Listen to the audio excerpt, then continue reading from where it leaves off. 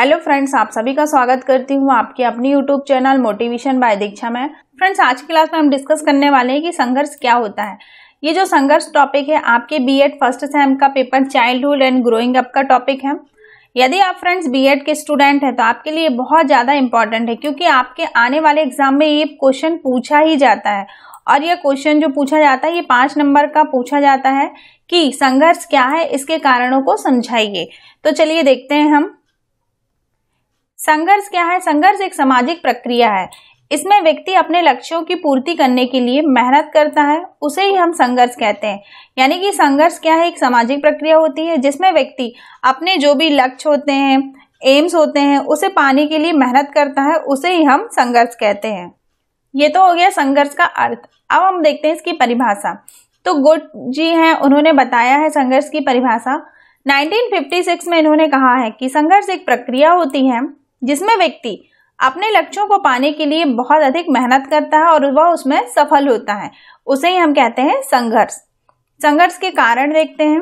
तो संघर्ष के 5 कारण होते हैं। सबसे पहला कारण है राजनीतिक कारण, दूसरा है सामाजिक कारण, तीसरा है सांस्कृतिक कारण, चौथा है व्यक्तिगत कारण और 5वां है सामूहिक कारण।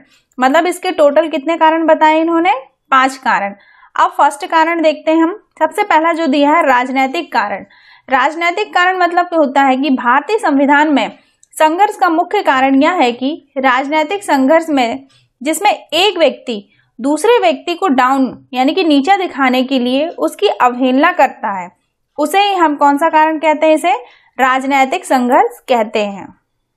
मतलब एक व्यक्ति दूसरे व्यक्ति को नीचा दिखाने के लिए उसकी अवहेलना करता है, इसे हम कौन सा कारण कहते हैं? राजनीतिक संघर्ष या राजनीतिक कारण कहते हैं। दूसरा आएगा आपका सामाजिक कारण। अब सामाजिक कारण भी संघर्ष का एक बहुत ज्यादा इंपॉर्टेंट पॉइंट होता है, जिसमें सबसे ज्यादा प्रभाव जो रहते हैं वो बालक एवं बालिकाओं पर पड़ते हैं, जो कि समाज के नियमों की अवहेलना करते हैं तथा सामाजिक नियमों के तहत कानूनों को तोड़ते हैं, रीति रिवाजों के विरुद्ध जाते हैं, उसे हम कौन सा कारण कहते हैं? सामाजिक कारण। मतलब जो समाज के नियम कानून की अवहेलना करते हैं उसे हम सामाजिक कारण कहते हैं। 5वां है सांस्कृतिक कारण। संघर्ष के लिए सांस्कृतिक कारण का भी बहुत अधिक महत्व होता है, जिसमें व्यक्ति अपनी परंपराओं को भूल जाते हैं, कुछ रीति रिवाजों को अपनाते नहीं हैं, जिसके कारण क्या होता है? ये संघर्ष उत्पन्न होने लगता है। मतलब सांस्कृतिक कारण, जब वे अपनी कल्चर को, सांस्कृतिक रीति रिवाज को नहीं अपनाते हैं तो सांस्कृतिक कारण उत्पन्न होने लगते हैं। अगला है व्यक्तिगत कारण।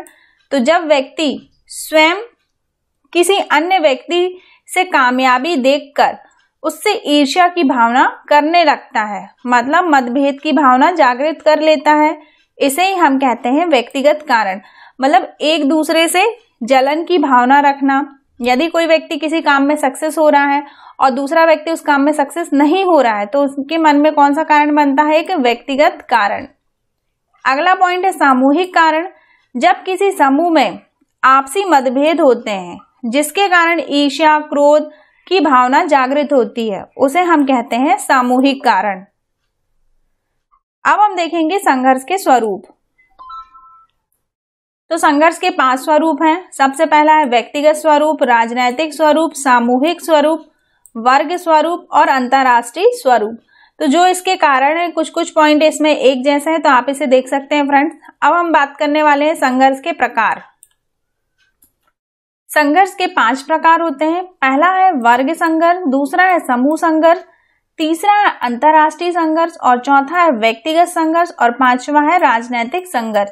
तो इसमें भी कुछ पॉइंट एक जैसे हैं, आप इसे देख लीजिएगा। पहला हम इसमें देखते हैं वर्ग संघर्ष क्या है। तो नाम से ही समझ में आ रहा है कि वर्ग संघर्ष वह संघर्ष है जो 2 या 2 से अधिक वर्गों के बीच पाया जाता है, जैसे OBC, ST, SC, UR, general. तो वर्ग संघर्ष कब होता है? जब 2 या 2 से अधिक वर्गों के बीच में जो भी संघर्ष होता है उसे हम कहते हैं वर्ग संघर्ष। दूसरा है समूह संघर्ष। तो यह वह संघर्ष होता है जिसमें 2 या 2 से अधिक व्यक्ति के बीच पाया जाता है। समूह जैसे जाति हो गई, प्रजाति हो गई के आधार पर सामूहिक रूप से कहीं ना कहीं संघर्ष पाया जाता है। नेक्स्ट है अंतर्राष्ट्रीय संघर्ष। तो यह वह संघर्ष होता है जो 2 राष्ट्रों के बीच पाया जाता है, जैसे भारत और चीन का युद्ध, फिर भारत और पाकिस्तान का युद्ध। इन संघर्षों से तो केवल हमारे जीवन को हानि नहीं अपितु पूरे देश को हानि होती है। मतलब दो अंतरराष्ट्रों के बीच में युद्ध होता है तो जिससे हमारे जीवन को भी नहीं बल्कि हमारे पूरे देश को नुकसान होता है, तो इसे हम कहते हैं अंतरराष्ट्रीय संघर्ष। अगला पॉइंट है इसमें व्यक्तिगत संघर्ष। दो या दो से अधिक व्यक्ति के बीच संघर्ष होना, जैसे डराना, धमकाना, घृणा करना, क्रोध करना, मारना आदि, ये किसके अंतर्गत हो गया आपका ये व्यक्तिगत संघर्ष। लास्ट नेक्स्ट पॉइंट है अपना अगला 5th, राजनैतिक संघर्ष।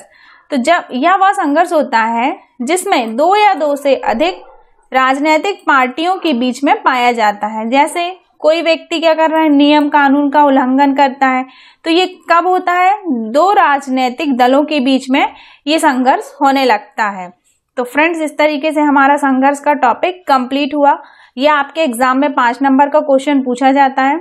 तो फ्रेंड्स, उम्मीद करती हूँ आपको ये छोटी सी वीडियो नॉलेजेबल लगी होगी।